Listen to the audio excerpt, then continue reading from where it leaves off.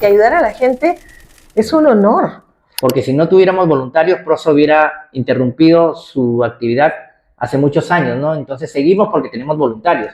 Incluso las funerarias tenían temor a vender un cajón a una persona con VIH. En 1991, en un contexto marcado por el miedo, la desinformación y la discriminación, un grupo de personas valientes decidió alzar la voz en Perú. Así nació PROSA, una organización no gubernamental pionera en la defensa de los derechos de las personas que viven con VIH. Mi mamá tenía un consultorio por prolongación de Arenales y había una chica trans paseando y la policía la empieza a perseguir. Y ella se mete al consultorio de mi mamá. Y cuando entra la policía a perseguir a esta chica, mi mamá le dice, la señorita tiene cita conmigo. Y entonces ya no se la llevan, ¿no? Y esta chica que le dice a mi mamá que tiene amigas que tenían VIH, en el 90 eso era terrorífico. Nadie quería ni acercarse, nadie quería ni siquiera decir que conocía a alguien con el diagnóstico. Y entonces mi mamá le dice que le presenta a las amigas y empezaban a conversar. Conversando fue que sale la idea de tener un sitio, por eso la idea de la casita, tener un sitio donde conversar sin que las persiga la policía, ¿no? Incluso al principio costaba tanto alquilar locales para personas con VIH, nunca nos querían alquilar un local, porque cuando decían ¿para qué lo quieren? Y hablábamos acerca de darle acogida a personas solo por el día, ni siquiera era para quedarse a dormir, viviendo con VIH, no, nos negaban la posibilidad de alquilar una oficina. Un contexto en el que existía mucho estigma, mucha discriminación, muchos mitos y tabúes respecto al VIH, sobre todo en los primeros años de PROSA. Fue difícil, porque, por ejemplo, yo tenía consulta privada en una clínica de mucho renombre y perdí muchos pacientes cuando se enteraron que yo atendía personas con VIH, porque no había la idea de, voy a decir, un error. Todo el mundo creía que esto se contagiaba. Y entonces la idea del contagio hacía que si uno estaba cerca de una persona con VIH iba a contagiarse, ¿no? No existía el conocimiento en ese tiempo, ¿no? Y yo perdí pacientes. Mi mamá también ponía inyecciones cuando necesitaban, porque había sitios que no les querían poner inyecciones a los chicos. Y también mi mamá también perdió pacientes, ¿sí? Fue difícil. ¿Cómo sienten que la sociedad peruana ha cambiado esta visión que tienen del VIH? No, creo que ha sido un reto muy grande, ¿no? El tema de abordar primero un tema tan estigmatizado que está muy asociado al tema de la sexualidad de las personas, sobre todo, ha sido complejo, ¿no? El trabajar no solamente para los profesionales y para las personas, sino también por parte del mismo Estado, ¿no? Que no ha tenido una respuesta adecuada, siempre ha sido, digamos, indiferente con muchas cosas que tienen que ver con las personas afectadas por VIH. Entonces, sí siento de que fue un reto muy grande. Primero, enfrentarnos a una situación de salud en la que las personas morían y no había tratamiento paliativo, no había forma de cómo controlar la situación, ¿no? Y entonces, sin enfrentarnos a la muerte día a día, ¿no? El sentido de que teníamos programas de soporte para los pacientes que hacían cuadros finales de SIDA en los hospitales, ¿no? El proyecto de Badis. A veces hasta nos costaba comprar cajones de ataúdes, claro, porque no los querían vender. Sí, el estigma era tan grande que incluso las funerarias tenían temor a vender un cajón a una persona con VIH. Yo he ido una vez a un entierro en un cementerio por Villa El Salvador, en un cerro, donde vi cómo enterraron a una chica, Alexandra, la enterraron en una caja de naranjas, Sí. de esas de maderita, hicieron una caja y en eso la enterraron. No tenían, porque primero los niveles de pobreza en los que estaban sumergidos la mayor cantidad de personas que hacían cuadros clínicos de SIDA eran personas que no tenían recurso alguno o que se habían gastado lo poco que tenían tratando de sobrevivir. Entonces, los niveles de, digamos, socioeconómicos, de estigma y discriminación, etcétera, eran muy notables, eran muy evidentes en esa época, ¿no? Entonces, yo creo que aquí había toda una situación difícil por parte desde el Estado, que era indiferente a muchas necesidades de la población, pero también por parte de los proveedores de salud, de el personal de salud, pero también por las mismas personas viviendo con VIH, ¿no? Y la comunidad. Había mucha discriminación, mucho estigma. Miedo, ¿no? Miedo, mucho miedo, tú lo has dicho, mucho miedo, pero también algo que era peor, el autoestigma y la autodiscriminación de las mismas personas viviendo con VIH, que eso hacía que, digamos, se tenga una idea de que nos merecíamos, o las personas que estaban viviendo con VIH se merecen todo lo que les está pasando y estas cosas, ¿no? Entonces, ha sido un contexto bien difícil, bien complejo, en los inicios, que, digamos, que hace que las personas generen algún tipo de respuesta como lo de Prosa, ¿no? Que era un programa en el que las personas nos ayudábamos a partir de entender que éramos los únicos que podíamos hacer algo por nuestras vidas.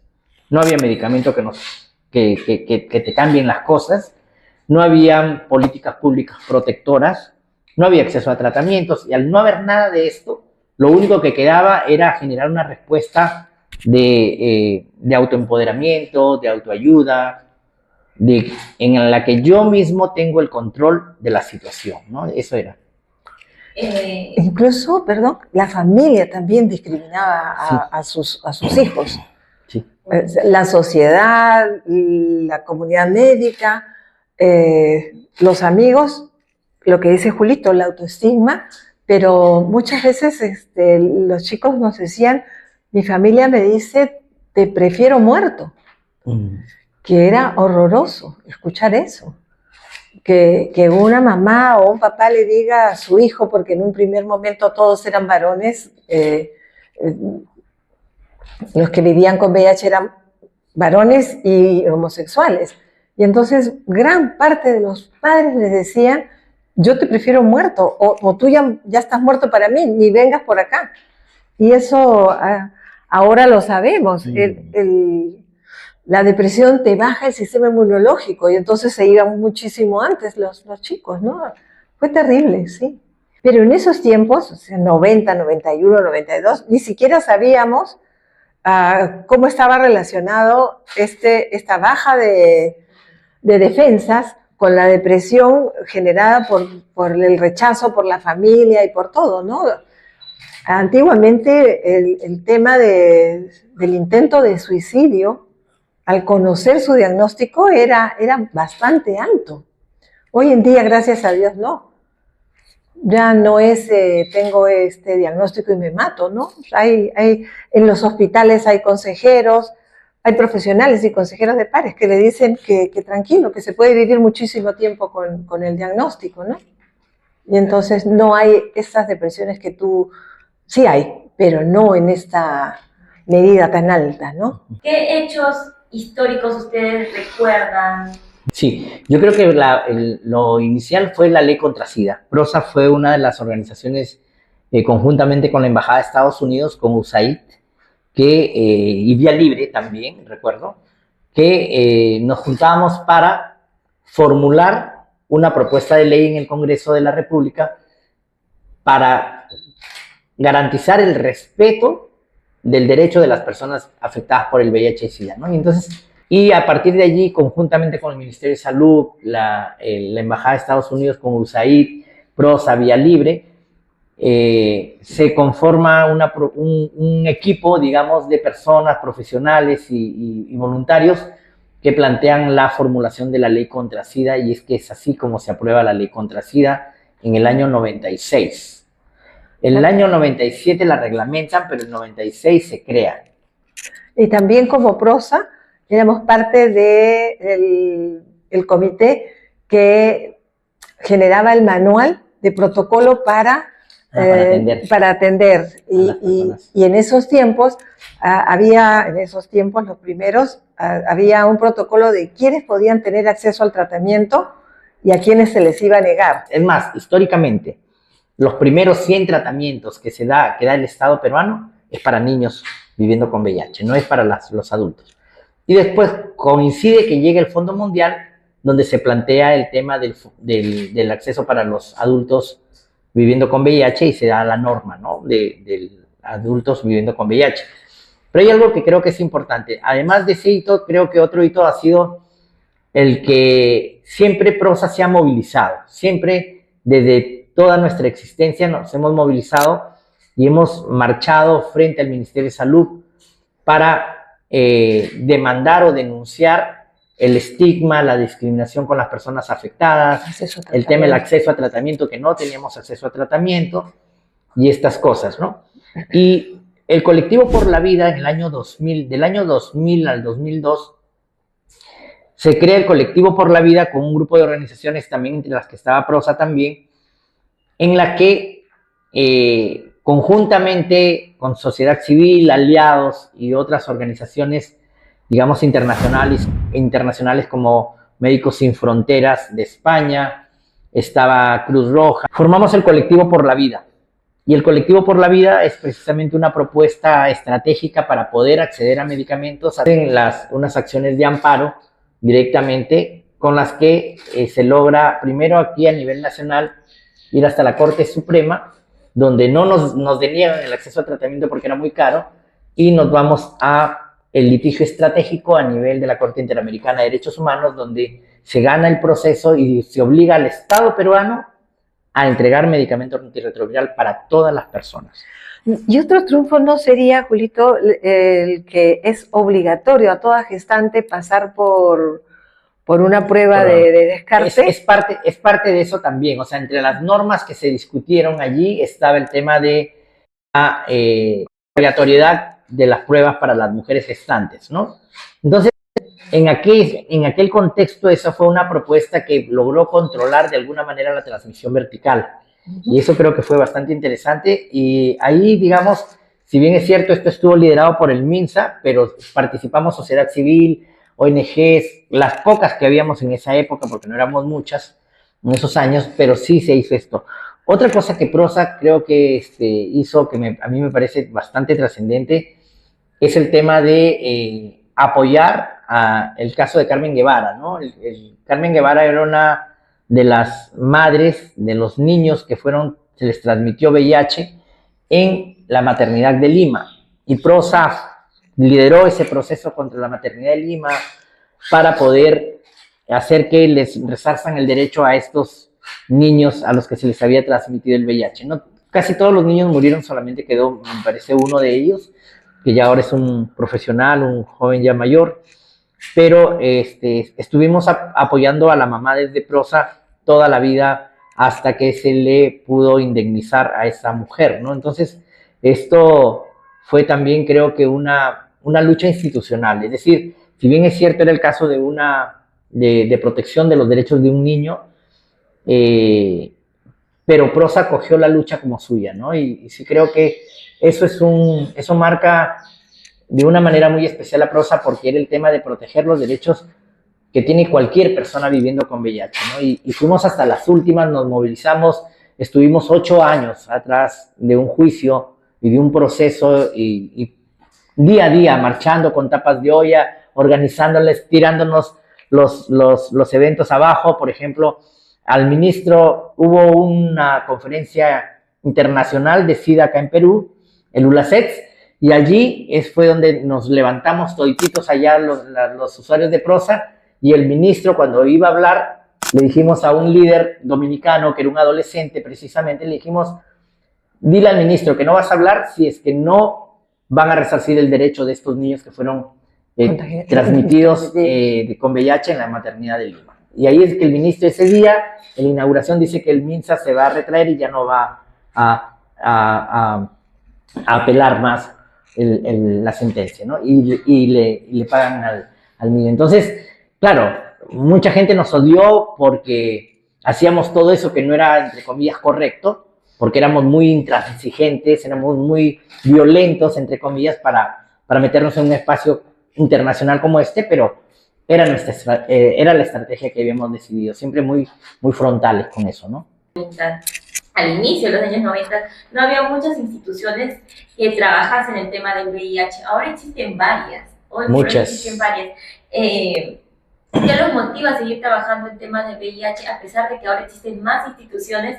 Y otra pregunta, ¿qué creen que sea lo que los diferencia de estas nuevas instituciones que están surgiendo y que están trabajando también en el tema del VIH?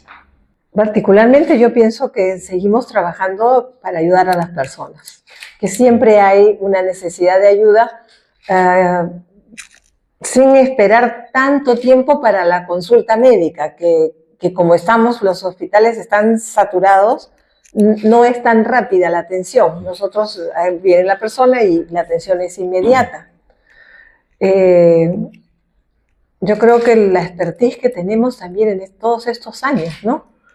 Porque el tema somos varios los colegas que hemos ido ganando expertise en todos estos años.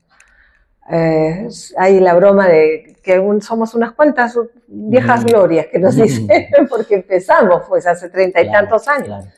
Y en todos los hospitales hay, en el caso nuestro, ¿no? Hay psicólogos que son profesionales, pero yo pienso que lo que te da la experiencia es algo invalorable. Y entonces yo creo que eso es lo que nos diferencia, ¿no?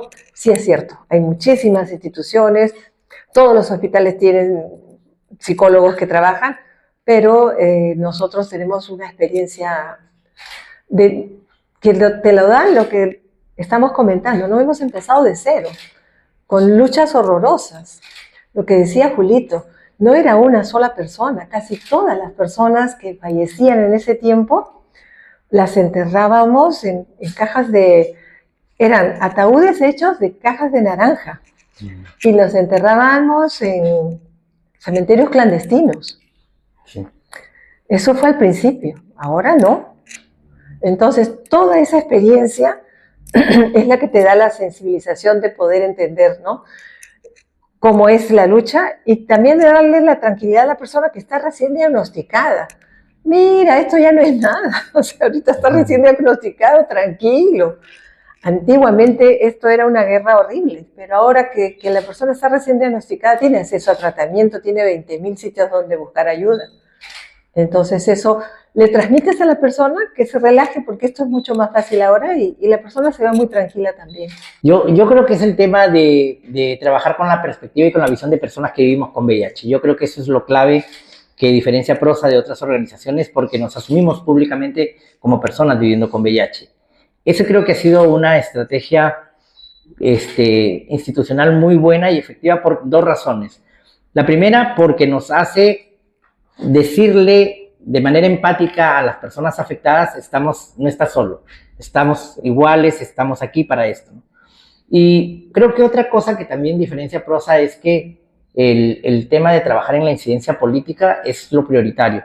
Si bien es cierto, se necesita ofrecerle servicios a las personas y apoyo, digamos, práctico en algunos casos, lo importante es cambiar las políticas públicas para que el Estado garantice la atención integral de las personas con VIH, ¿no? Entonces, sí creo que la incidencia política ha sido uno de los eslabones, uno de las líneas fuertes de Prosa y que eso creo que nos diferencia un poco del resto. Ahora, yo creo que son contextos distintos. Hay organizaciones que hacen ahora un trabajo excelente, hay un trabajo que suman muchas organizaciones, como Sidavida, por ejemplo, con la que hemos trabajado de la mano, pero el tema va más allá de las organizaciones. Creo que es el tema de cómo la sociedad civil en general se asume la responsabilidad y el reto que tenemos de exigirle al Estado que tenga políticas de protección para todos y todas, ¿no? Entonces, yo creo que por ahí va la cosa más de prosa en el sentido de que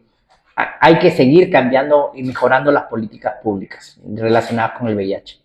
Hablando de mejoras en las políticas públicas para las personas viviendo con VIH, ¿qué mejoras desde su punto de vista institucional requieren las leyes actuales que tienen en nuestro país? Yo creo que hay que se cumplan, porque las leyes están, las propuestas normativas y técnicas creo que están hechas. Sí tenemos buenas propuestas, un marco normativo excelente, o sea, por ahí no va la cosa. En el Perú el problema siento que es que no se cumplen las normas, no se cumplen las leyes, están letra muerta, ¿no? Entonces creo que eso es lo que se necesita cumplir, y yo sí creo que siempre desde PROSA instamos al Estado a actualizar, digamos, las normas en el sentido de que cada vez hay mejores tratamientos, mejores insumos o desarrollo de tecnología que hay que utilizarla para poder atender de manera adecuada, ¿no? Entonces, eso es lo que hay que exigirle al Estado. Y desde PROSA creo que esa es nuestra misión, ¿no? Como institución, como grupo, ustedes al inicio también comentaban que trabajaban con financiamiento internacional. Y tengo entendido que este financiamiento también a lo largo de los años, como el contexto también está cambiando, ha ido disminuyendo. ¿De qué forma esto les ha afectado institucionalmente? Hemos tenido épocas en que algún presidente rechazaba la ayuda internacional porque decía no necesitamos nada, como para dar una imagen tan positiva del país que ni siquiera necesitamos ayuda internacional, y eso no es cierto. Claro. O sea, no somos primer mundo, siempre necesitamos. Entonces, eso sí afectó mucho, pero a lo mejor Julito lo tiene más preciso. Yo creo que al margen, bueno, Lila tiene razón en todo lo que dice, esto desde el Estado, que se da una falsa visión de lo que, de que tenemos todo. Tenemos muchas necesidades como país, como comunidad afectada. Yo creo que hay bastantes carencias. Sin embargo, creo que PROSA, a pesar de haber esta reducción del apoyo y del soporte de la cooperación internacional, en los 34 años que hemos venido trabajando, nunca hemos desaparecido, o sea, nunca hemos cerrado puertas, nada, porque PROSA está basada en un trabajo voluntario.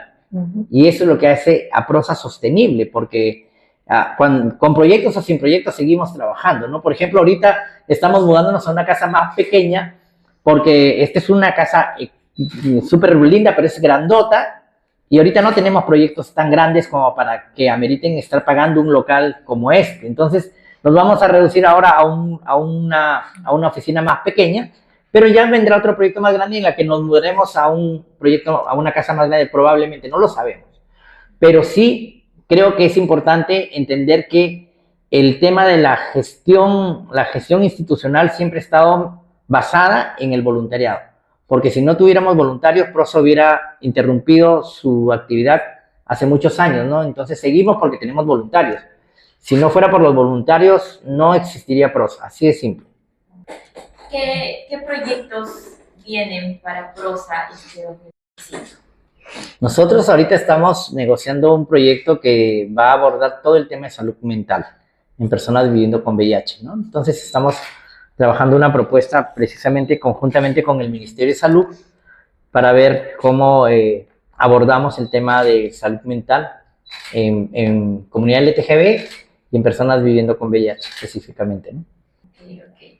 ¿Cómo se sienten a lo largo de estas más de 3 décadas trabajando esta labor tan loable que es trabajar un tema sensible que está cargado de mucho estigma como es el VIH? Yo me siento feliz, y feliz por haber tenido, es al contrario, es que ayudar a la gente es un honor.